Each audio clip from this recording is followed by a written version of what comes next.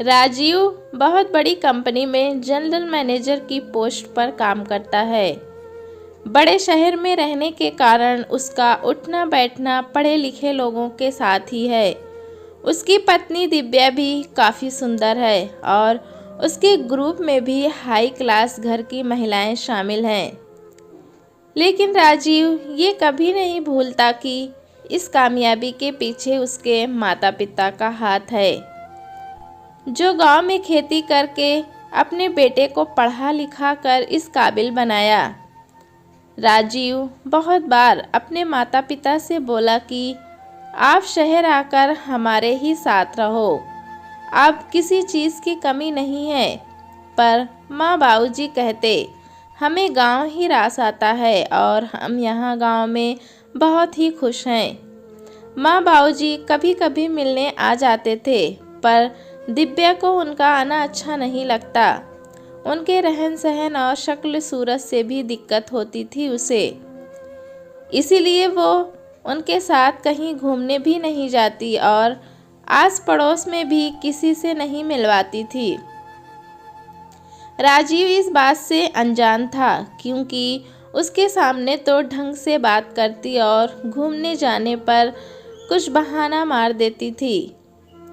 आज Divya kitty party रखी हुई थी। दरवाजे की बेल बजती है।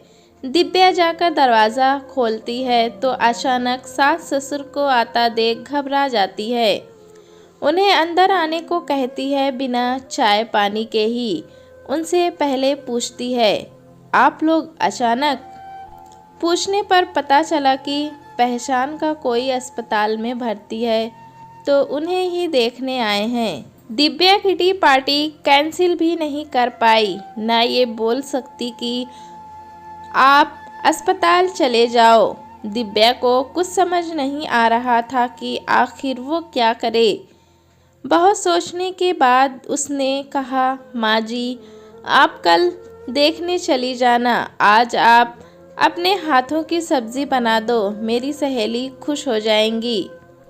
मैंने घर में किटी पार्टी रखी हुई है, मेरी सारी सहेलियां आएंगी और खाना खाकर ही जाएंगी। सास भी खुशी से तैयारी करने लगी। सहेलियों के आने तक सारा खाना सासू माँ ने तैयार कर दिया था। तब दिव्या बोली, अब आप कमरे में जाकर कुछ देर आराम कर लो, मैं आपको बाद में मिलवा दूंगी। जैसे ही सहेलियां आई, दिव्या ने जाकर सास के कमरे का दरवाज़ा बाहर से बंद कर दिया। सास थकी हुई थी, इसीलिए उन्हें नींद आ गई थी। काफ़ी देर बाद सास की नींद खुली। वो दरवाज़ा खोलने की बहुत कोशिश करती रहीं, पर दरवाज़ा नहीं खुला। खूब आवाज़ दी, पर दिव्या सुनकर भी अनजान रही। जल्दी में दिव्या कमरे में पानी रखना भूल गई थी। दरवाज़ा न खुलने पर उन्हें घबराहट होने लगी, जिसकी वजह से उन्हें प्यास महसूस हुई। लेकिन कमरे में पानी नहीं था। राजीव को पता था माँ को अस्पताल जाना है, तो वो छुट्टी लेकर जल्दी ही घर आ गया। देखा दिव्या की सहेलियाँ वापस जा रही थी। माँ की आवाज़ कानों में पड़ी तो दौड़कर भागा। दरवाज़ा बंद देख जल्दी से खोला, माँ को आराम से लिटाया, उन्हें पानी पिलाया। राजीव बहुत गुस्से में था। उसने दिव्या से पूछा कि दरवाज़ा किसने बंद किया था। दिव्या घबराकर बोली, वो गलती से बंद हो गया होगा। राजीव को कुछ शक हुआ। उसने ज़ोर से चिल्लाकर कहा कि तुम्हें आवाज़ भी सुनाई नहीं दे रही थी। तब दिव्या को भी गुस्सा आ गया। बोली, मैं नहीं चाहती थी कि तुम्हारी गंवार माँ मेरी सहेलियों के सामने आए। बहू के मुंह से ऐसा शब्द सुन बेचारे माता पिता सन्न रह गए। दिव्या, तुम्हें डूब मरना चाहिए। गंवार मेरे माता पिता नहीं, तुम हो, जो शान के चक्कर में सम्मान भूल गई। इन माता पिता के कारण मैं यहाँ तक पहुँचा हूँ, और तुम जो ज़िंदगी जी रही हो, इन्हीं की वजह से है। ये मेरे लिए भगवान हैं और इनका अपमान मैं बिल्कुल बर्दाश्त नहीं करूँगा। तुम जा सकती हो अपने माता पिता के घर। दिव्या शर्म के मारे कुछ बोल ना पाई। उसकी स्थिति डूब मरने वाली हो गई। उसने बहुत माफ़ी मांगी पर राजीव जिद पर अड़ा रहा।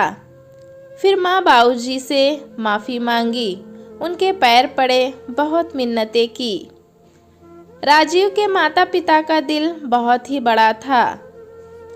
बहू हालत उनसे देखी ना गई। उनके कहने पर राजीव ने दिव्या को माफ़ कर दिया और आगे से ध्यान रखना, मेरे माता पिता मेरे सब कुछ हैं। अगर तुमने कभी भी उनका दिल दुखाने की कोशिश की तो मैं दोबारा कभी माफ़ नहीं कर पाऊँगा। दोस्तों, कहानी कैसी लगी हमें कमेंट में ज़रूर बताएं। चैनल पे नए हैं तो एक लाइक और सब्सक्राइब करना ना भूलें।